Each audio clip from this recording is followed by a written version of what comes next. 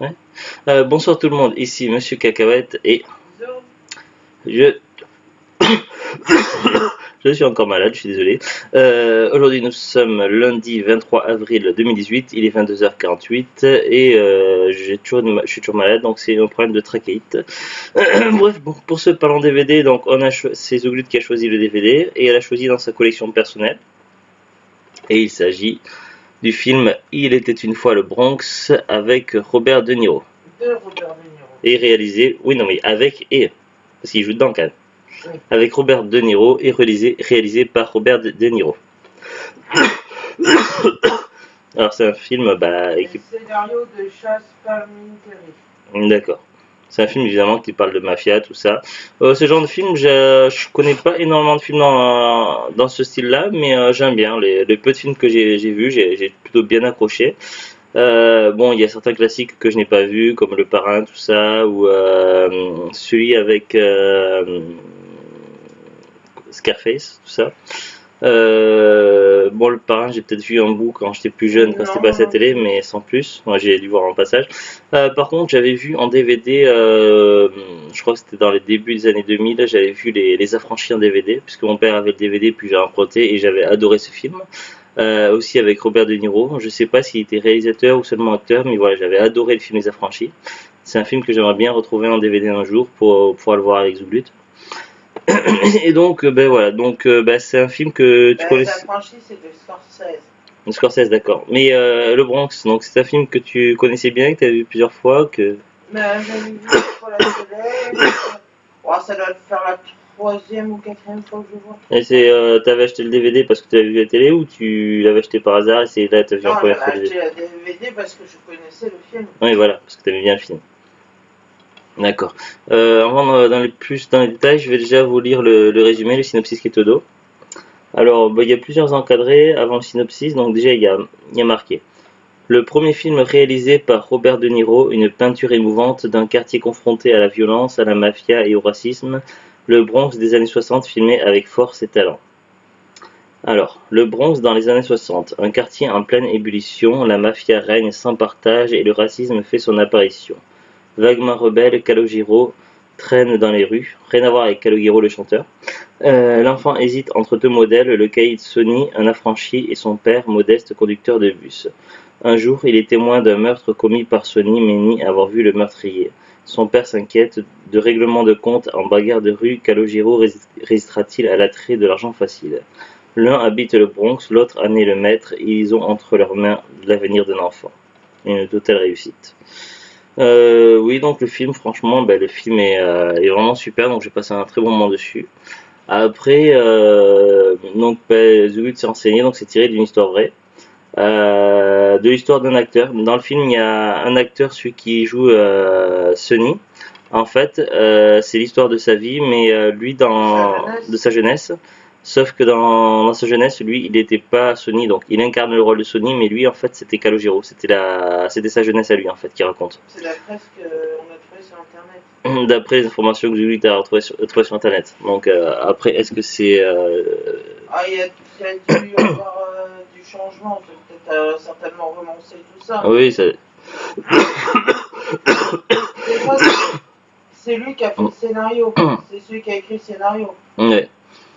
En tout cas, le film il se voit plutôt bien. Donc, on voit les quartiers du Bronx, comment ça se passe. Donc, on voit dans les 60. Donc, on voit surtout le côté italien. Après, avec l'émergence du multiculturalisme, on voit bien qu'au début les quartiers sont séparés. Donc, il y a les Italiens d'un côté, puis il y a les Blacks de l'autre, et puis finalement, ça allait d'un côté, les gens commencent à aller d'un côté, puis après de l'autre, tout ça, mais il y a toujours, voilà, que ce soit du côté italien ou du côté des Blacks, il y a toujours des connotations, des préjugés, tout ça, et ça se passe pas très très bien, la cohabitation. Donc c'est vrai qu'il y a des passages qui sont assez difficiles, donc assez durs à voir et à entendre, enfin, ouais, ça met un peu mal à l'aise. Voilà, donc après on voit quand même que le personnage principal qui est un enfant d'abord, puis après on le voit adolescent et puis après jeune adulte vers la fin. On voit que lui, contrairement aux camarades, donc aux gamins avec lesquels il a grandi, puisqu'il a grandi avec des gamins donc, après qu'ils ont fait un choix de vie, lui, il se pose des questions, donc il a une double éducation, il a l'éducation de son père et l'éducation de Sonny, donc qui est un petit peu comme le parrain du quartier. Et, protéger aussi des mauvaises choses aussi. et donc il a une double il a une double influence, donc ce parrain, donc Sonny, il a une influence, c'est-à-dire que par l'intermédiaire de Sonny, donc il va découvrir le côté un petit peu mafieux, tout ça, les jeux d'argent, principalement les jeux d'argent surtout. Donc, et qu'il y a des choses pas très très honnêtes, tout ça. Donc, il va découvrir un petit peu ça, qu'il y a des fois des règlements de compte, des histoires, tout ça. Mais Sony, c'est pris d'affection quand même pour ce gamin-là, puisqu'il lui a, dans les débuts du film, donc il a quand même sauvé donc d'une situation assez embêtante.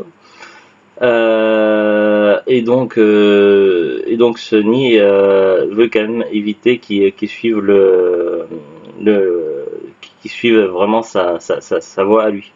Il veut quand même le faire éloigner des trucs qui lui conseille de ne pas régler ses comptes avec quelqu'un qui doit de l'argent à Calogero, de plutôt oublier, tant pis si la personne lui doit d'argent, de plutôt oublier. Il lui conseille d'éviter les conflits, il lui conseille de ne pas traîner avec ses amis d'enfance puisqu'ils ont une fréquentation assez mauvaise, tout ça.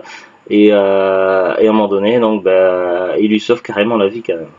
Donc après, je vais pas dire détails pour pas spoiler quand même le film, mais voilà, donc ce Kate, ce mafieux, il est pas si mauvais que ça quand même. Après, il essaie de protéger et voilà.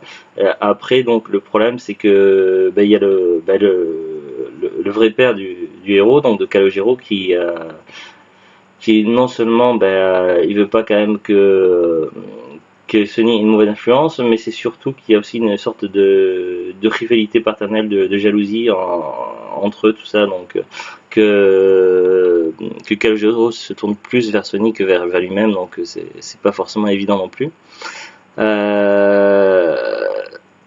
Donc contrairement à ses camarades, quand même, ce personnage-là, donc Calogero, va s'opposer à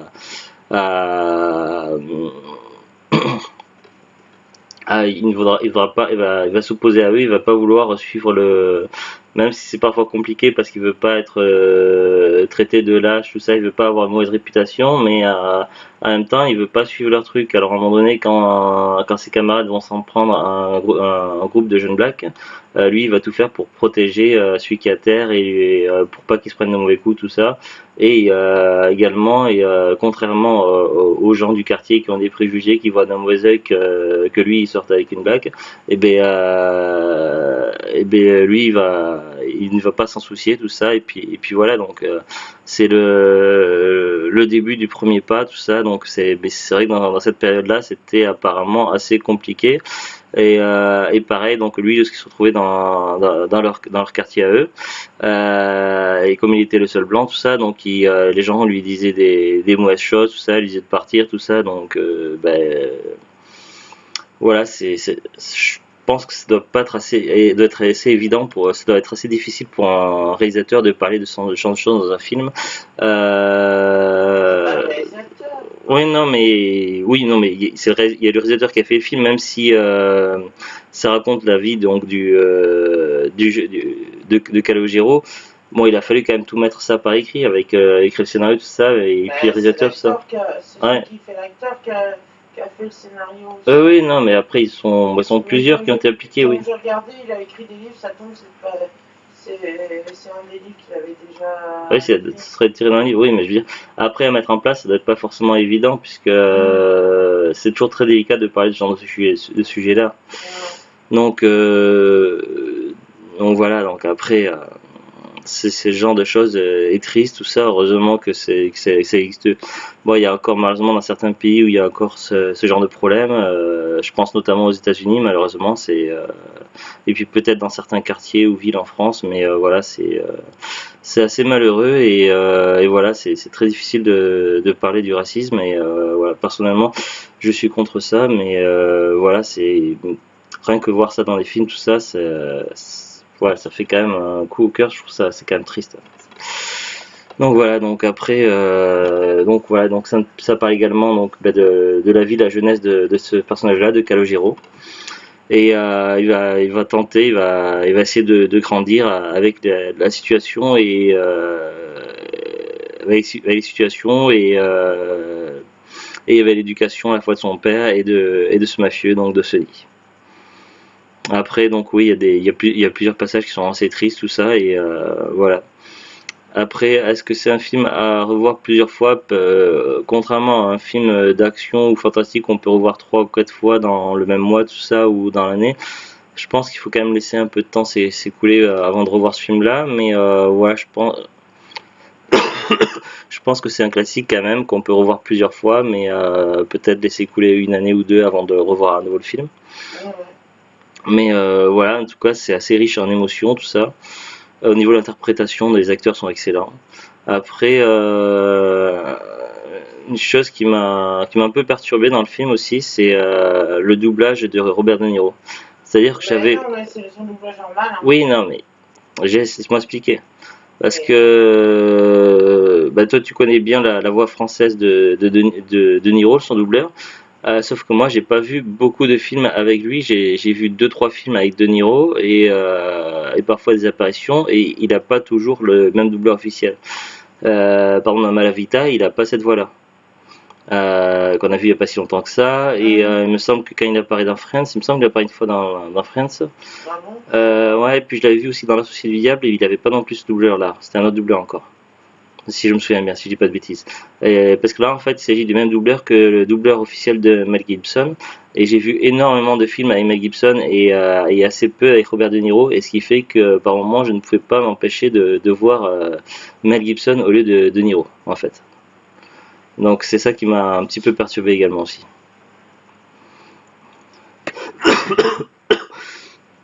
Après, voilà. Après, je sais pas comment ça se passe en VOSTFR, parce que je n'ai pas vu en VOSTFR, donc voilà.